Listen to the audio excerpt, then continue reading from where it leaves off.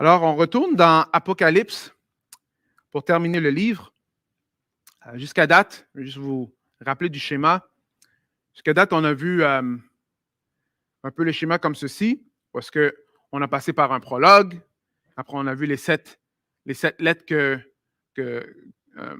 qui ont été envoyées aux églises. Alors, on sait que l'Apocalypse, c'est une révélation qui a été montrée à Jean, et Jean l'écrit. C'est fait de beaucoup de symboles, beaucoup d'images. Souvent, quand on commence à lire l'Apocalypse ou quand on le lit, on ne sait pas quoi lire, on ne comprend pas nécessairement ce qui est en train de se passer. Vous voyez ce petit schéma-là que j'ai pris de Tim Mackie, qui est l'auteur de Bible Project, nous aide à bien voir un peu comment que c'est séparé. Alors, voici comment que moi je vois l'Apocalypse, comment qu'elle est séparée. On commence par le chapitre 1 à 3, qui est le prologue. Après, 4 et 5, la question, dans le fond, c'est qui va ouvrir le sceau? Et on est emmené dans la présence de Dieu, dans le temple de Dieu, dans le royaume de Dieu, où est-ce qu'on voit plusieurs personnes en train de l'adorer, les anges, les vieillards, qui représentent dans le fond tous les êtres de la terre, sont en train d'adorer Dieu, Saint, Saint, Saint et le Seigneur. Après, on est arrivé dans les sections des 7. Parce que le chiffre 7 est un chiffre que Jean utilise beaucoup dans l'Apocalypse. Et il y a 3 séries de 7. Alors, il y a les 7 sceaux, il y a les 7 trompettes et il y a les 7 coupes. Les 7 coupes. On a vu dans les 7 sceaux, les sceaux qui étaient sur la lettre que personne ne pouvait ouvrir, le livre que personne ne pouvait ouvrir, sauf l'agneau de Dieu qui est Jésus-Christ. Les 7 sceaux sont ouverts. Après, on a vu les 7 trompettes et les 7 coupes de la colère de Dieu. C'est ça qu'on va voir aujourd'hui. Toutes ces 7-là, ils représentent 7 jugements que Dieu est en train de faire sur la terre.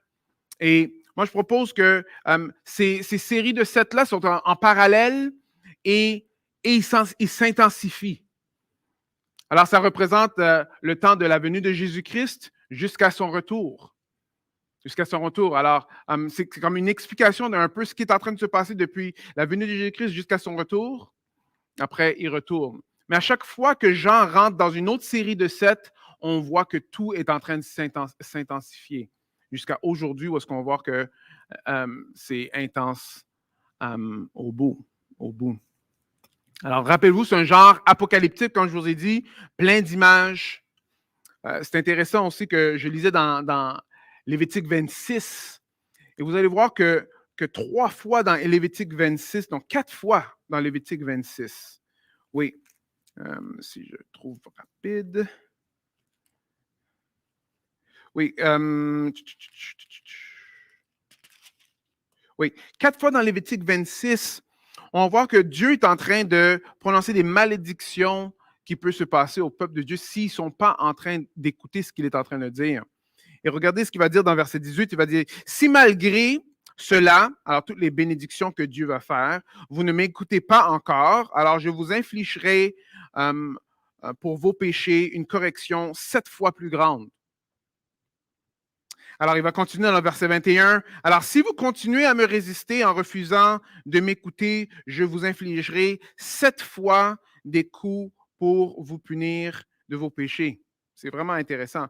Vous descendez encore dans le verset 23. « Je vous frapperai 7 fois plus à cause de vos péchés. » Et si vous descendez encore dans le verset 28 du chapitre 26, « Je vous résisterai avec fureur et je vous corrigerai encore 7 fois plus à cause de vos péchés. » Alors c'est vrai, ici, le contexte, c'est avec le peuple de Dieu. Mais on voit que probablement, il y a d'influence comme ça avec ce que Jean est en train de dire en ce moment, parce qu'on voit que c'est des vagues, right? On voit que c'est des cycles de 7 qui se répètent. Les trompettes et les coupes, on va voir qu'ils sont très similaires. On voit que c'est comme pratiquement la même chose. Et que Dieu se révèle comme ceci. Alors, je vais lire. On va voir chapitre 15 et 16 aujourd'hui. Je vais commencer à 15, verset 5. Lisez avec moi. Écoutez la parole de Dieu. Après, on va aller voir ce que Dieu veut nous faire voir ce matin. Apocalypse 15, verset 5. Après cela, je vis s'ouvrir dans le ciel le temple qui abritait le tabernacle du témoignage. Les 7 anges porteurs de 7 fléaux du temple, ils étaient vêtus de tuniques d'un lin pur, éclatant, et leur taille était serrée par une ceinture d'or. L'un des 4 êtres vivants remit aux 7 anges 7 coupes d'or remplies de la colère du Dieu qui vit éternellement.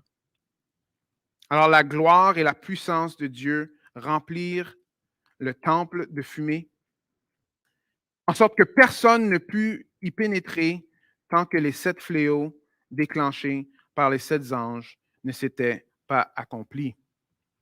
Alors on voit que Jean commence ici en nous mettant dans une scène qui nous rappelle l'Ancien Testament, qui nous rappelle le temple, qui nous rappelle que comme une fumée qui a rempli le temple, il n'y a personne qui pouvait rentrer dans ces lieux-là parce que la présence de Dieu était là.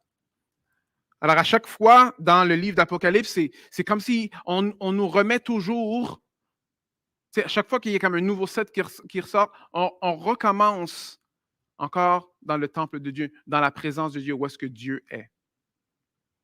Où est-ce que Dieu est. Alors, on voit ici que ça commence comme ceci. Les anges qui sortent, c'est intéressant parce qu'ils sont habillés en lin pur, qui ressemble exactement comment que Jésus-Christ est habillé au début de l'Apocalypse, qui représente probablement qu'ils sont de la même pensée que Jésus-Christ. Ils viennent avec 7 coupes, des coupes remplies de la colère de Dieu. 7 coupes remplies de la colère de Dieu. Continuons. 16:1. J'entendis une voix forte venant du temple dire à ses anges, « Allez et versez sur la terre les 7 coupes de la colère divine. » Alors le premier s'en alla et versa sa coupe sur la terre. Un ulcère malin et douloureux frappa les hommes qui portaient la marque de la bête et qui adoraient son image. Le deuxième ange versa sa coupe dans la mer. Celle-ci devint comme le sang d'un mort, et tous les êtres vivants de la mer périrent. Le troisième ange versa sa coupe sur les fleuves et les sources. Les eaux se changèrent en sang. Alors j'entendis l'ange qui a autorité sur les eaux dire, « Tu es juste, toi qui es et qui étais, toi le Saint, d'avoir ainsi fait justice. Parce qu'ils ont versé le sang de ceux qui t'appartiennent et de tes prophètes, et leur a aussi donné à boire du sang. Ils reçoivent ce qu'ils méritent. » Et j'entendis l'autel qui disait, alors maintenant on pointe vers le ciel, « Oui, Seigneur, Dieu Tout-Puissant, tes arrêts sont conformes à la vérité et à la justice. » Le quatrième ange versa sa coupe sur le soleil. Il lui fut donné de brûler les hommes par son feu. Les hommes furent atteints de terribles brûlures et ils insultèrent Dieu qui a autorité sur ces fléaux, mais ils refusèrent de changer et de lui rendre hommage. Le cinquième ange versa sa coupe sur le trône de la bête. Alors de profondes ténèbres couvrirent tout son royaume, et les hommes se mordaient la langue de douleur. Sous les coups de leurs souffrances et de leurs ulcères, ils insultèrent le Dieu du ciel, et ils ne renoncèrent pas à leurs mauvaises actions.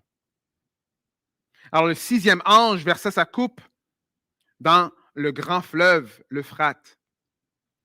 Ses eaux tarirent pour que soit préparée la voie au roi venant de l'Orient. Je vis alors sortir de la gueule du dragon, de celle de la bête et celle de la bouche des faux prophètes, 3 esprits impurs ressemblant à des grenouilles. Ce sont des esprits démoniaques qui accomplissent des signes miraculeux.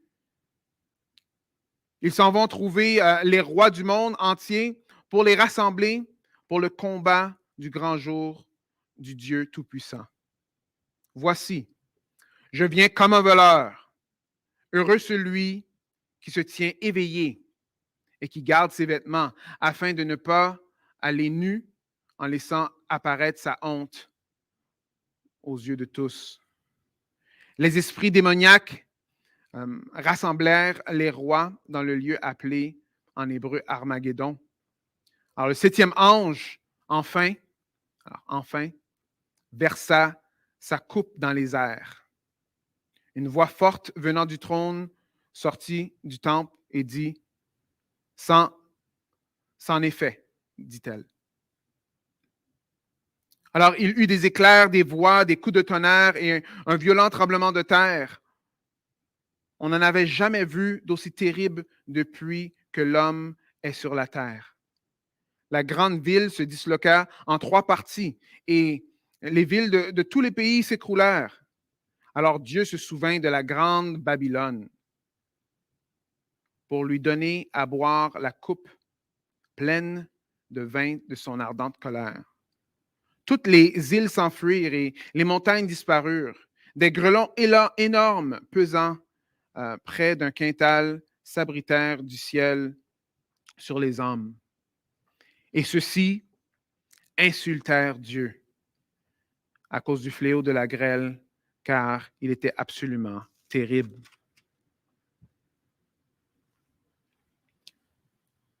Jugement, jugement, encore jugement. Pourquoi est-ce que tu parles encore du jugement?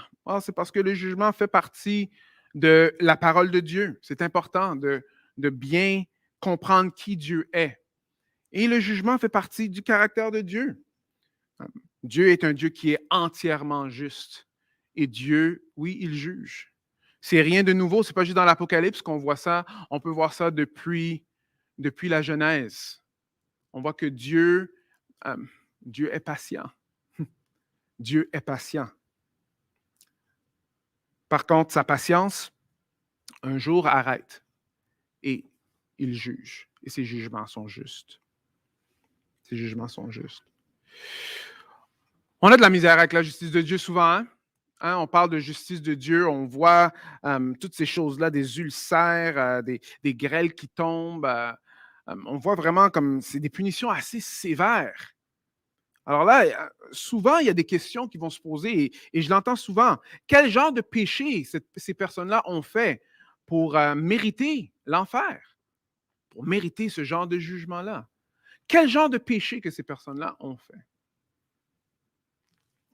Mais j'aimerais vous emmener à Apocalypse 15, verset 4, parce que je crois que la parole de Dieu pose la question, mais elle pose d'une autre façon, d'une meilleure façon.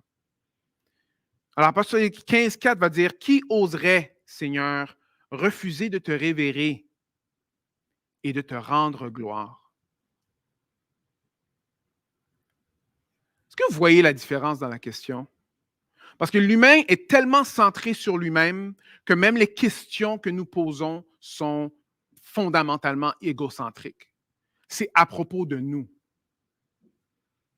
Alors, la première question, qu'est-ce que ces personnes-là ont fait pour mériter l'enfer? Premièrement, ça remet en question le caractère de Dieu et ça ne remet pas en question le caractère de l'homme. Mais quand on voit dans le chapitre 4, le verset 4 du chapitre 15, c'est complètement le contraire. La question va remettre en question le caractère de l'homme, pas le caractère de Dieu. Pourquoi? Parce que ça veut dire ceci, ça veut dire Apocalypse 15, 3 et 4. Il chantait un cantique de Moïse et le serviteur de Dieu et les cantiques de l'agneau. Il chantait ceci, « Seigneur, Dieu Tout-Puissant, tout ce que tu fais est grand et admirable. Roi des nations, ce que tu fais est juste et conforme à la vérité. Alors, qui oserait, Seigneur, refuser de te révérer et de te rendre gloire? » C'est ça la question. Parce qu'on voit que ce que Dieu fait est grand et admirable. On l'a vu dans les dernières semaines à travers les psaumes, que juste en regardant la création, on voit que Dieu est grand et admirable. Juste le fait qu'on peut respirer, on peut maintenant même parler, manger, on est dans une place où il y a de la chaleur, que Dieu prend soin de nous, on voit que Dieu est grand et admirable. La question que moi je poserais, c'est celle-ci. Qui devrait-on questionner? Est-ce que c'est Dieu qu'on devrait questionner ou l'homme? Mais regardons un peu les antécédents. L'antécédent de Dieu. On voit ce que lui, il fait. On comprend que, même pour un sceptique, là, alors si tu es un sceptique et tu dis, bon, je ne suis pas sûr que Dieu existe ou je ne pense pas que Dieu existe, on va dire qu'il existerait. Si un être comme ça existe, well, il est en train de nous laisser vivre. Il fait pleuvoir sur le bon et le méchant. Il prend soin de sa création. Non seulement ça, Dieu a tant aimé le monde qu'il a envoyé son Fils unique, afin que quiconque croit en lui ne périsse point, mais qui ait la vie éternelle. Alors, ces jugements-là, l'enfer, ce n'est pas pour ceux qui mettent leur confiance en Jésus-Christ. Parce que ceux qui font confiance en Jésus-Christ, dans le verset, ça le dit clairement, ne périsseront pas, ne vivront pas cette deuxième mort-là. Alors, c'est quoi les antécédents des hommes? La guerre, l'égoïsme, la haine, l'orgueil. OK, même les plus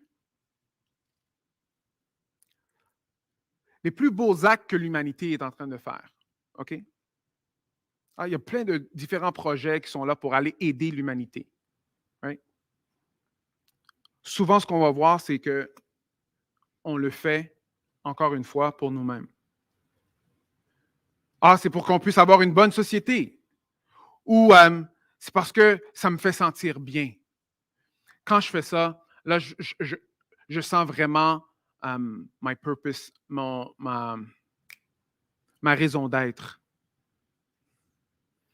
Alors, on voit que c'est qui qu'on doit remettre en question? L'homme ou Dieu? Clairement, on voit ici que c'est Dieu. Clairement, on voit ici que c'est Dieu. Non, que c'est l'homme qu'on doit remettre en question, mais que Dieu qu'on ne doit pas remettre en question. Là, je suis parti. Alors, une chose qui est important pour nous de vraiment voir, parce que le texte va le répéter plus qu'une fois, c'est que les jugements de Dieu sont absolument moraux et justes. C'est moral et juste tout ce que Dieu est en train de faire.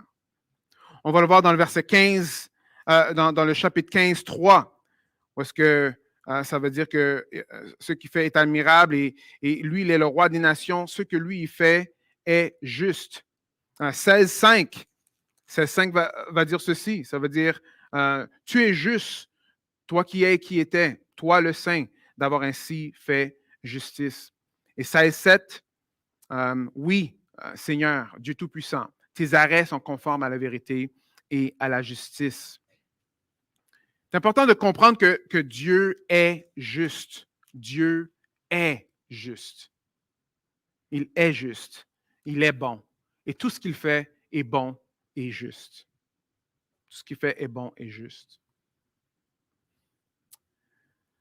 Oui, mais bon, c'est bien ce que tu es en train de dire, mais moi, je ne comprends pas ça entièrement. C'est intéressant parce que dans le verset 15, 4, regardez ce qui est écrit. Qui oserait, Seigneur, refuser et de révérer et de te rendre gloire? Car toi seul es saint. Et toutes les nations viendront pour se prosterner devant toi, car il deviendra manifeste que tes actions sont justes. Alors, tôt ou tard, ici, on va comprendre, on va voir que Dieu est juste. Il va se dévoiler, il va manifester sa gloire et on va voir que Dieu est juste. Regardez dans Psaume 98, 2, l'Éternel fait connaître son salut aux nations. Il révèle sa justice. Il révèle sa justice. Il révèle sa justice. Et si vous regardez moi j'aime ça un peu les films d'action, là. Même des fois les films de super-héros. Alors, si vous regardez juste le film de super-héros comme à la fin, ou pendant la grande bataille, il y a toujours une grande bataille entre le super-héros et le méchant. Tu sais. Alors, si vous arrivez juste dans cette partie-là du film et vous regardez ça, il y en a peut-être qui diraient, hey man, je pense qu'il exagère, là. Il n'y a pas besoin de faire tout ça. Il n'y a pas besoin de se battre comme ça. Pas besoin de le punir comme ça. Mais vous voyez, on a une certaine perspective des choses, mais quand on regarde tout le film, là, on comprend. Et souvent, on dit, oui, ben, peut-être même il aurait dû faire un peu plus, je ne sais pas. Alors, on n'est pas toujours, on n'a pas toujours toute l'information pour comprendre à quel point que Dieu, ce qu'il est en train de faire est juste. Mais il est juste. Il est juste et il est bon. Il est juste et il est bon. Si moindrement vous ne connaissez pas l'histoire de la Deuxième Guerre mondiale et que vous apprenez juste à propos des forces alliées qui sont en train de venir sur la plage de Normandie et vous voyez cette scène-là, vous direz, hey, mon ami, c'est quand même assez exagéré ce qu'ils sont en train de faire. C'est quoi tout ça? Mais quand toute l'histoire est dévoilée, là, vous comprenez ce qui est en train de se faire. Après, vous allez voir que oui, OK, on voit que ce qui est en train de faire est juste. Alors, avant qu'on remette en question Dieu rapidement, comme on a tendance à le faire souvent dans notre temps aujourd'hui, rappelez-vous qu'on n'a pas toutes les informations. Rappelez-vous du verset 4 qui dit qu'il deviendra manifeste que tes actions sont justes. Ça deviendra manifeste que tes actions sont justes. Tout le monde, toutes les nations verront que tu es juste, que tu es bon. Alors, c'est ça qui est en train de se passer dans le texte. On voit que Dieu est en train de déverser sa colère. Et si moindrement vous étiez avec moi pendant quelques autres cours, pas cours, mais de prédication de l'Apocalypse, alors vous avez vu un peu qu'on est arrivé jusqu'ici et qu'il y a eu d'autres jugements et d'autres avertissements que Dieu a dit avant. Alors, on voit qu'il y a une progression. On voit que les choses deviennent de plus en plus intenses au fur et à mesure que Dieu avance. La question pourrait se poser aussi, mais qu'est-ce qui nous juge? Qu'est-ce qui nous juge? Romains 3,19 va dire ceci. Or, nous savons que tout ce qui est dit, tout ce que dit la loi, elle le dit à ceux qui sont sous la loi, afin que toute bouche soit fermée et que tout le monde soit reconnu coupable devant Dieu. La loi nous juge. Jacques va dire, si on enfreint juste un commandement de la loi, on est coupable d'enfreindre toute la loi. La loi, les commandements de Dieu, la façon que Dieu a fait les choses, ça nous juge parce qu'on ne la suit pas entièrement. On n'arrive pas. On n'arrive pas. Mais peut-être c'est toujours pas assez convaincant. OK, je comprends. Mais souvent, la raison pour laquelle on a plusieurs problèmes avec la notion de colère de Dieu, je veux juste que vous sachiez, la notion de colère de Dieu, il fut un temps, c'était plus facile de croire dans la colère de Dieu, dans la justice de Dieu, que de croire dans l'amour de Dieu. Maintenant, les choses ont changé. Maintenant, on a plus tendance à croire dans l'amour de Dieu sans qu'il y ait du jugement. Mais pensez-y un peu. On se compare à qui pour remettre en question le jugement de Dieu? Souvent, ce qu'on va faire, c'est qu'on va se comparer à quelqu'un qui est à côté de nous, ou les standards que nous, on connaît, ou les standards qui sont dans notre tête. Après, on va dire, OK, d'après ces standards-là, là, moi, je peux remettre en question Dieu. Vraiment? Vous savez, c'est qui la meilleure personne qui est là pour sonder nos cœurs? C'est Jésus. Jésus, dans Hébreux 4,15, ça va dire ceci, right? Ça va dire, car nous avons un souverain sacrificateur incapable de non, nous n'avons pas un sacrificateur incapable de compatir à nos faiblesses, mais il a été tenté comme nous à tout égard. Comme nous à tout égard. Alors, je prends vraiment un temps sur ça parce que c'est important de comprendre qu'on peut remettre en question la justice de Dieu. Ça révèle beaucoup de choses dans nos cœurs même. Dans nos cœurs même. Parce que c'est qui pourrait, qui est le mieux placé pour nous sonder? Or, celui que lui-même a été tenté comme nous, mais qui n'a pas péché. Qui n'a pas péché. Alors, si tu as déjà souffert dans ta vie, tu sais que des fois, quand on souffre, on aime être, au moins avoir une personne ou certaines personnes autour de nous qui ont souffert les choses similaires à nous parce qu'on sent qu'ils nous comprennent mieux, right? Juste parce qu'eux, ils ont passé à travers la souffrance. La réalité, c'est qu'on n'a pas vraiment besoin d'une personne qui a passé à travers la même souffrance que nous pour nous aider. La réalité, c'est que la meilleure personne qui pourrait être là pour nous aider à passer à travers des moments difficiles, c'est une personne qui pointe à celui qui a été tenté en toutes choses, celui qui a vécu, celui qui a pleuré, celui qui a été trahi, celui qui a été abusé.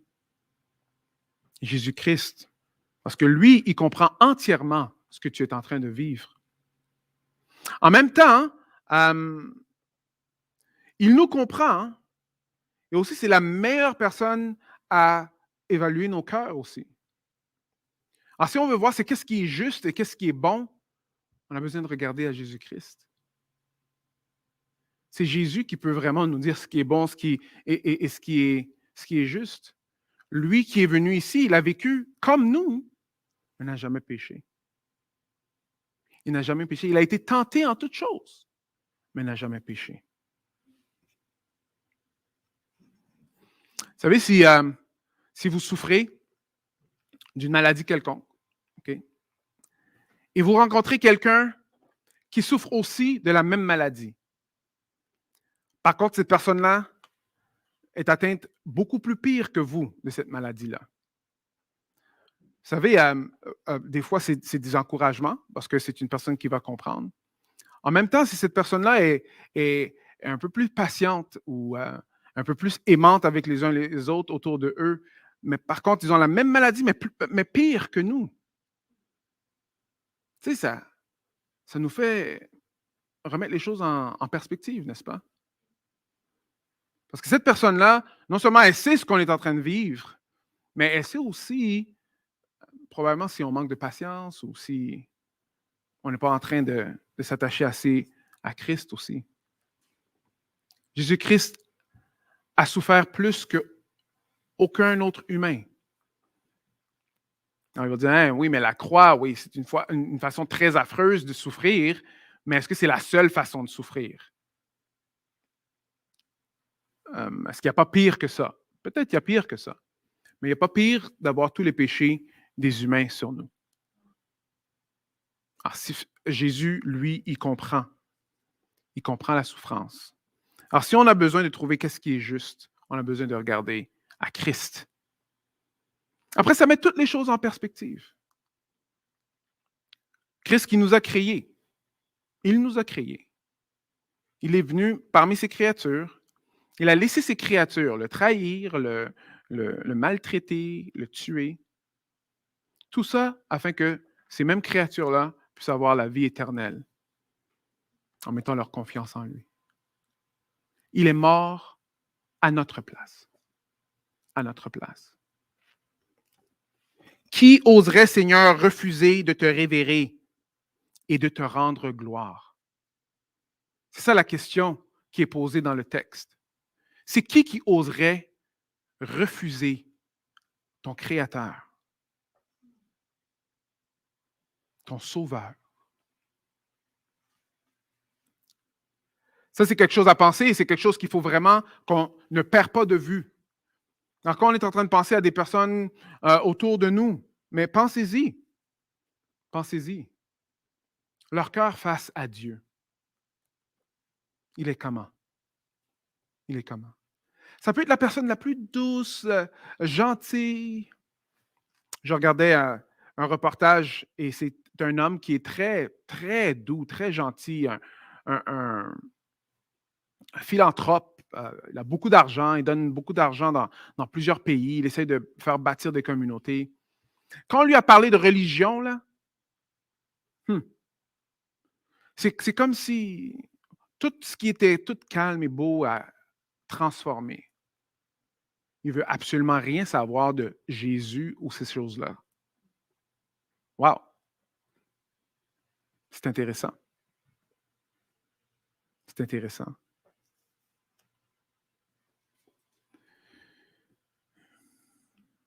Vous savez, quelqu'un va poser la question, mais OK, attends une minute. OK, on va en enfer, mais pourquoi éternellement? Est-ce que éternellement, c'est vraiment nécessaire? Tu ne penses pas que c'est un peu exagéré éternellement? Alors, allons voir dans le texte quelques petites choses. Alors, ce qu'on voit ici, on voit que les jugements de Dieu sont déployés sur la terre, sur la mer, dans les airs. Ça nous rappelle un peu, encore une fois, de l'Égypte. Alors, on voit, il y a plusieurs jugements qui sont décrétés ici, qui ressemblent beaucoup à ce qui s'est passé avec Moïse et Pharaon. C'est un parallèle, comme vous pouvez voir, avec les trompettes. C'est les mêmes places qui sont frappées, la mer, la terre. Par contre, écoutez bien ce qui est écrit dans le verset 8. Alors, le quatrième ange versa sa coupe sur le soleil, right? Et il fut donné de brûler les hommes par son feu. Les hommes furent atteints par de terribles brûlures. Et qu'est-ce qu'ils font? Ils insultèrent Dieu, qui a autorité sur ces fléaux. Alors, celui qui a autorité sur ces fléaux, celui qui peut faire arrêter ces choses-là, ils l'insultèrent. Ils refusèrent de changer et de lui rendre hommage. Verset 11. Sous le coup de leur souffrance et de leur ulcère, ils insultèrent Dieu et ils renoncèrent pas à leurs mauvaises actions. Verset 21. Des grelons énormes pesant près d'un quintal s'abattirent du ciel sur les hommes. Et ceux-ci insultèrent Dieu. Alors pourquoi éternellement? Peut-être c'est parce que l'homme va haïr l'homme va haïr Dieu éternellement. C'est intéressant de voir qu'à travers l'histoire de Pharaon et de Moïse, que Dieu, lui, il a envoyé 10 plaies. Et pendant ces 10 plaies, je comptais environ 6 fois que le Pharaon s'est comme genre repenti, qu'il a reconnu que Dieu était comme, OK, Dieu était Dieu, OK, bon, OK, je vais vous laisser partir, OK, bon, je vais vous laisser partir, OK, bon, je vais vous laisser partir. Alors, il savait exactement ce qui se passait. Mais que le Pharaon a continué à s'entêter. Il ne voulait rien savoir. Il ne voulait rien savoir. Jusqu'au point que même quand le peuple est parti, ils se rappelèrent, après, ils disent, hey, peut-être on s'est fait avoir, là. Il faut aller les tuer. Alors, on voit que les coupes et les jugements, on voit que ces choses-là, certains ne changent pas d'attitude. Ils continuent dans leur péché. Alors, pensez à l'enfer. Je propose quelque chose. Qui dit qu'en enfer, ce sera... parce que quand on dit, mais l'enfer éternel, wow, ça a l'air vraiment injuste. Oui, si on a l'image de... c'est plein de personnes qui sont repentants et disent, OK, Dieu, s'il te plaît, pardonne-moi. Mais qui dit que ça va être comme ça? Vous savez, le péché, quand on ajoute du temps au péché, il ne s'améliore pas. Il s'empire. S'il n'y a pas repentance, le péché prend beaucoup plus d'ampleur. Alors, l'idée qui m'est venue en tête, c'était un exemple d'une personne qui ne veut pas suivre Dieu parce qu'elle trouve que Dieu est injuste. Que pensez-vous que cette personne-là va penser quand elle va être en enfer? Elle va penser que Dieu est encore plus injuste, right? Vous voyez, le cœur humain est comme ça. s'il n'y a pas de repentance.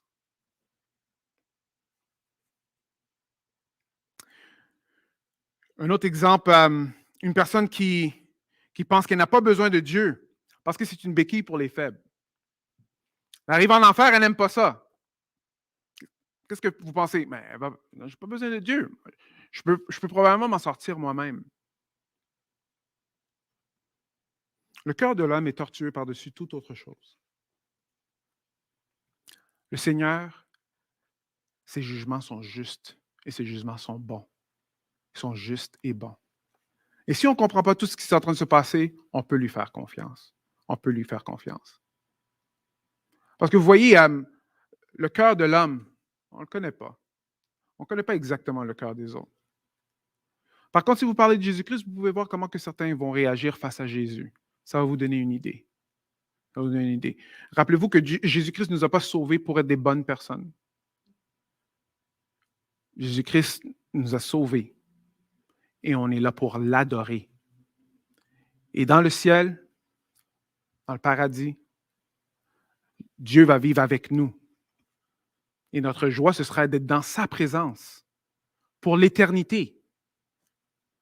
Dieu ne va pas forcer personne à rentrer dans le royaume des cieux. Et Dieu ne va pas forcer personne à aller en enfer non plus.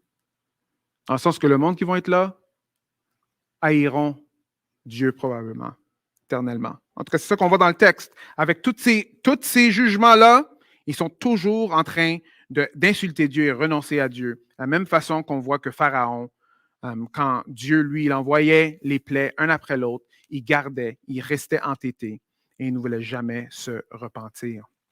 Jamais se repentir. Alors, qui seront jugés? Alors, on a quelques personnes ici. La première chose qu'on voit, on voit dans le verset 2 que c'est ceux qui ont la marque de la bête et qui adoraient son image. Tous ceux qui adorent autre chose que Dieu. Ne pas adorer Jésus-Christ, c'est adorer quelque chose du royaume de Satan. C'est automatiquement comme ça. Alors, si on n'adore pas Christ, on adore Satan. Ça n'a pas nécessairement, ça n'a pas besoin de trouver quelqu'un qui est en train de se mettre à genoux devant et faire des cultes sataniques. Ce n'est pas ça que le texte est en train de nous montrer. Non, la marque de la bête vient à ceux qui n'ont pas la marque de Dieu. Pour avoir la marque de Dieu, il faut mettre notre confiance en Jésus-Christ et en Jésus-Christ seul. Alors, on voit qui d'autre qui va être jugé? On voit que le dragon va être jugé. Alors, le dragon, pas seulement le dragon, mais on voit le faux prophète et la bête, ces trois esprits impurs, alors qui ressemblaient à des grenouilles. Pour ceux qui aiment les grenouilles, I'm sorry, mais oui. Alors, ces esprits démoniaques, c'est intéressant parce qu'ils vont voir tous les rois de la terre. Voyez encore une fois, tous ces jugements sont là, sont déployés. On sait que Dieu, il est tout-puissant. On sait que Dieu... maintenant, c'est super intense. Le monde sont en train de mourir à droite et à gauche. Les trompettes, même si c'est comme les mêmes genres de jugement, on va voir que c'est comme le tiers de la terre qui est affecté, un morceau de la terre qui est affecté. Mais ici, on voit que c'est tous. Right? Et ils vont s'assembler ensemble pour aller se battre contre Dieu. C'est incroyable. C'est incroyable comment on voit que le cœur humain est tortueux. Et finalement, on va voir que la ville Babylone est jugée. On va le voir dans le verset 19. Babylone représente le royaume de ce monde. Ça représente du monde qui veulent se bâtir une ville, parce que ça fait référence à Babel, right? La tour de Babel. On se bâtit une ville, on veut se faire un nom, et on ne veut pas écouter ce que Dieu a dit. Dieu a dit d'aller partout sur la planète. Non, nous, on veut rester ici, bâtir ce qu'on peut, aller jusque dans les cieux, pour qu'on puisse toucher Dieu. On voit que c'est eux qui vont être jugés. La dernière chose que moi, j'aimerais terminer là-dessus, c'est ce que les jugements de Dieu montrent aussi sa patience. Les jugements de Dieu montrent sa patience. il a envoyé 10 plaies. 10 plaies à Pharaon. Non seulement 10 plaies, pendant ces 10 plaies-là, même les personnes autour de Pharaon, ils ont dit, regarde, c'est le doigt de Dieu qui est en train de faire tout ça. Dieu est patient. Dieu est patient. S'il n'est pas encore de retour, c'est parce qu'il patiente encore. Il patiente encore. Où est-ce qu'on voit ça dans le texte? Mais est-ce qu'on voit que ça veut dire enfin dans le verset 17. Le septième ange enfin versa dans les airs. On peut voir aussi dans le verset 1, les 7 derniers par lesquels se manifeste la colère de Dieu. Alors ça, c'est le 3e cycle de 7, et on voit que c'est le plus intense, mais c'est aussi, ça représente un temps qui va être beaucoup plus intense à la fin. Temps qui va être beaucoup plus intense à la fin des temps, juste avant que Jésus-Christ revienne. Dieu est patient. Dieu est patient envers nous. Je ne sais pas où est-ce que toi tu en es dans ta vie. Je ne sais pas. Face à Dieu. Je ne sais pas si tu connais Jésus-Christ ou tu ne le connais pas. Je ne sais pas si tu as de la haine contre Dieu. Alors, ces textes-là nous montrent encore une fois que si on les lit, on peut se repentir. Mais ça nous montre qu'il y aura un temps où il n'y aura plus le temps pour se repentir. Ce sera fini. Ce sera la fin.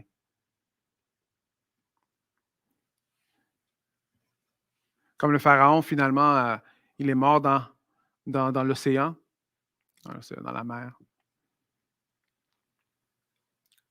C'était la fin. Comme chaque personne qui ne met pas leur confiance en Jésus-Christ, ce sera la fin aussi. Alors, on est appelé à se repentir. Quand on regarde tous ces genres de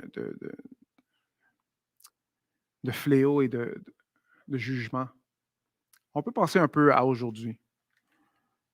On voit la pandémie, on voit que ça frappe tout le monde entier. Et il y en a plusieurs qui sont frappés plus fort que d'autres, mais c'est quand même là.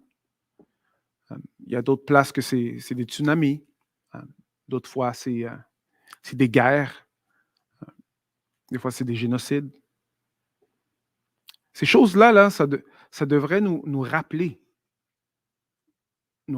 qui on est en tant qu'humain. Petit, et on ne contrôle pas grand-chose. Ça devrait nous mettre à genoux pour qu'on se tourne vers Dieu, qu'on se repente. C'est lui qui est tout-puissant. C'est lui qui est tout-puissant. Alors, si moindrement dans ton esprit, tu remets en question la bonté de Dieu et sa justice et sa vérité, moi, je te challengerais. Non? À la place de remettre en question le caractère de Dieu, remets en question le caractère de l'homme. Il a des antécédents, les hommes.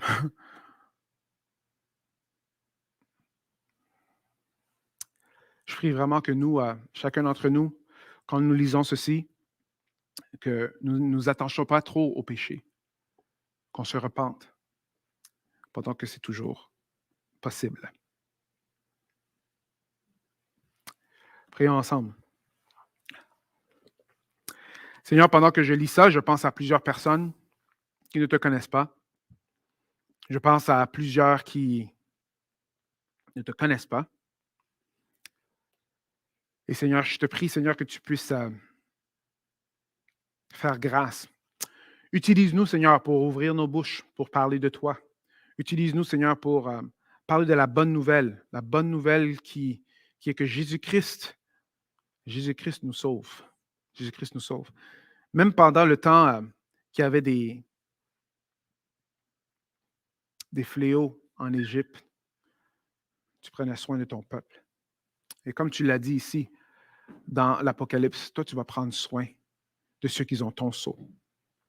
Je prie que n'importe qui entende ce message-là, Seigneur, peut se repentir et se tourner vers toi. Ou s'ils n'ont pas ce sceau-là, le sceau du Saint-Esprit, qu'ils puissent se repentir et se tourner vers Jésus-Christ. Je sais que des fois, ces textes-là peuvent être lourds. Mais Seigneur, ça nous rappelle que tu es un Dieu qui est saint, saint, saint. Nous, on est loin d'être saints. Mais toi, tu l'es. Et tu es digne d'être adoré. Je prie ça en ton nom, Jésus. Amen.